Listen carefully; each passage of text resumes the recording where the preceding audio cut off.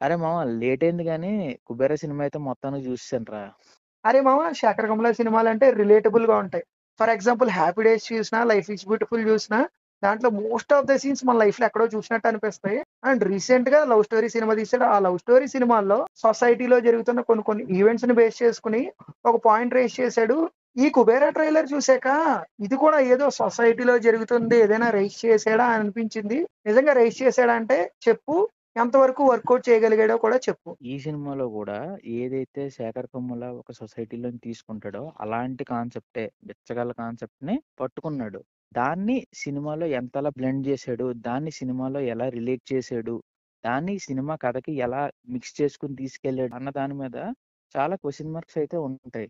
ఎందుకనంటే ఈ కాన్సెప్ట్ ఏదైతే పట్టుకుని తీసుకెళ్ళాడో దాన్ని కంప్లీట్‌గా చూపించడంలో 'శేఖర్ కమ్ముల' మిస్‌లీడ్ అయితే అయ్యాడు. ఎందుకంటే సినిమాలో అనుకున్న పాయింట్ ఇనీషియల్‌గా ఏదైతే పాయింట్ అనుకున్నాడో అది ముందుకెళ్తా డైల్యూట్ అయితే అయిపోయింది. సో, నేను అనుకున్న పాయింట్‌ని కన్క్లూడ్ చేయడానికి వేరే పాత్ ఎంచుకున్నట్టు అనిపించింది నాకు. సో, ప్రాపర్ కన్క్లూజన్ అయితే లేదక్కడ.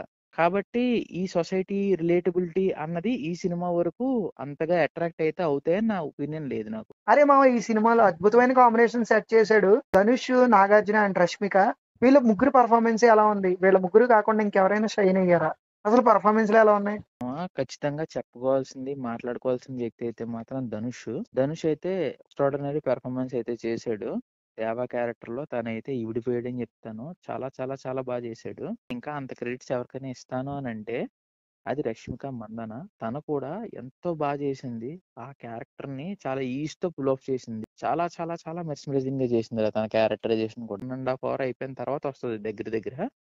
అక్కడి నుంచి త్రూఅవుట్ సినిమా తనైతే మాత్రం ఇరగ్గొట్టేసింది. అండ్ ఇంకా నాగార్జున విషయానికి వస్తే చెప్పాలంటే నాకే కొంచెం ఇదిగా అనిపిస్తుంది. అంత ఇంపాక్ట్ఫుల్ అయితే అనిపించలేదు నాకు. ఆర్టిఫిషియల్ గా ఉంది నాగార్జున పెర్ఫార్మెన్స్ అని అయితే నాకు అనిపిస్తుంది. Sorry to say this. But నా పరిధిలో ఆయన కూడా బాగానే చేశారని అయితే చెప్తాను నేను. ఇంకా అంత గుర్తుపెట్టుకునే క్యారెక్టర్స్ కూడా ఎవరు అంత బలంగా పడలా. విలన్ క్యారెక్టరైజేషన్ సినిమా అంతా ఉంటది. విలన్ కూడా సినిమా అంతా ట్రావెల్ చేస్తాడు. ధనుష్, రష్మిక చేసిన పెర్ఫార్మెన్స్ ముందు వాళ్ళందరూ తేలిపోతారు. మామ, ట్రైలర్ చూసాకనే అర్థమైపోయింది టెక్నికల్ గా ఎంత కేర్ తీసుకుని ఉంటారు. శేఖర్ కమ్ముల సినిమాల్లో కూడా చాలా వరకు కేర్ తీసుకుంటాడు. ఈ సినిమా పరంగా కొత్త కాంబినేషన్ సెట్ చేసే డిఎస్పీతో వీళ్ళిద్దరు వర్క్ ఎలా ఉంది? సినిమాటోగ్రఫీ గురించి మాట్లాడతాను ఫస్ట్. సినిమాటోగ్రఫీ స్టార్టింగ్ చూస్తున్నప్పుడు నాకు ఏమనిపించిందంటే ఏదో కొద్దిగా లైటింగ్స్ బ్రైట్నెస్ ఎక్కువైపోయినాయి, ఏంటిది అన్నట్టు అనిపించింది. బట్ వెళ్తా ఉంటే ఆ సినిమాటోగ్రఫీ వర్క్ అయితే మాత్రం నాకు చాలా బాగా నచ్చింది. కొన్ని కొన్ని చోట్ల ఫ్రేమింగ్స్ అయితే చాలా బాగా పెట్టాడు. నైట్ షాట్స్ అయితే మాత్రం ఒక రేంజ్ లో ఉంటాయి. చాలా చాలా చాలా బాగుంటాయి. కొన్ని చోట్ల కూడా నాకు తక్కువ కూడా అనిపించింది. ఇంకా బెటర్ చేసి ఉంటే బాగుండని అనిపించింది.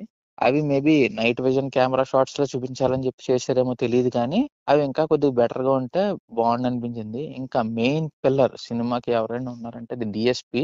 చేసిన డ్యూటీ మామూలు కాదు, ఎరగొట్టు వదిలేసాడు. రీసెంట్ టైమ్స్ లో ది బెస్ట్ అని చెప్తా. పాటల పరంగా మరీ టాప్ నాచ్ అని నేనైతే చెప్పను కానీ పాటలు బాగున్నాయి. బ్యాక్గ్రౌండ్ మ్యూజిక్ సినిమాకి ఏదైతే ఉందో టైటిల్స్ పడుతున్న ట్రాక్ దగ్గర నుంచి క్లైమాక్స్ దాకా డ్యూటీ అయితే మామూలుగా చేయలేదు. ఎరగొట్టు అవతల పడేసాడు రా.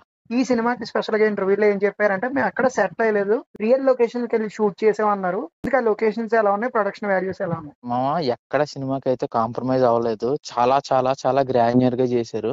మా ఇంతకు ఫైనల్ వెర్డిక్ట్ ఏంటి, మన ఆడియన్స్ కి సజెస్ట్ చేస్తావా? ఇంత చెప్పాక కూడా ఒక పర్సన్ గురించి నేనైతే ఖచ్చితంగా మాట్లాడి తీరాలి. అదే శేఖర్ కమ్ముల. ఆన్ పేపర్ ఈ సినిమా కథ పెట్టుకున్నప్పుడు ఆయన వెర్షన్ ఏముందో నాకైతే తెలియదు కానీ వెళ్తా ఉండి సినిమాని అయితే ఓ చోట డైవర్ట్ చేశారు. చూసాం, మన పాత సినిమాల్లో కూడా చూసాం. ఆయన ఒక పాయింట్ లో సినిమాని పక్కకి తిప్పుతాడు. అక్కడి నుంచి ఒక కన్క్లూజన్ డ్రా చేస్తాడు. ఆ కన్క్లూజన్ సెట్ అయిపోద్ది, వర్కౌట్ అయిపోద్ది. అదే పందాలు ఇందులో కూడా ట్రై చేశాడు. ఏదైతే ఫస్ట్ నుంచి వచ్చిందో ఆ పాయింట్ నుంచి కొద్దిగా డైవర్ట్ చేసి, నేను పర్టికులర్ గా అయితే అంతలా కనెక్ట్ అవ్వలేదు. సినిమాకి చాలా పెద్ద minus length. 3 hours 2 minutes cinema, including break 3 hours 15 minutes దాకా వెళ్ళిపోతుంది. ఓవరాల్ గా ఈ సినిమా గురించి చెప్పాలంటే యావరేజ్ ప్రొడక్ట్. That's it.